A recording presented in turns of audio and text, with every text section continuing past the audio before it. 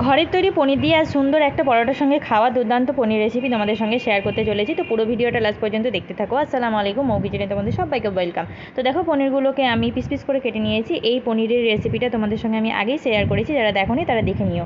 তো দেখো, পনিরগুলো কেটে নেওয়ার পর আমি একটা পেস্ট বানিয়ে নেবো এদিকে। তো পেস্টে ছিল বেশি করে আমি কাজু বাদাম আর পোস্ত 2 ঘন্টা ভিজিয়ে রেখে দিয়েছিলাম। তো এটার একটা পেস্ট করে নেবো। আর এইদিকে দেখো, পনিরগুলো লাল লাল করে ভেজে তুলে রাখলাম।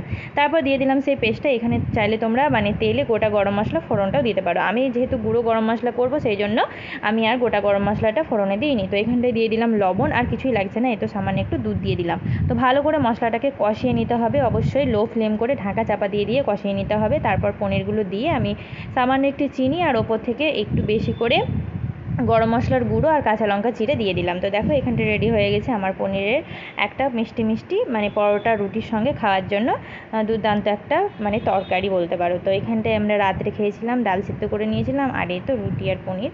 এটাই ছিল আমাদের ডিনারের মেনুতে। তো আমার ভিডিওগুলো ভালো লেগে থাকলে প্লিজ লাইক কমেন্ট শেয়ার করে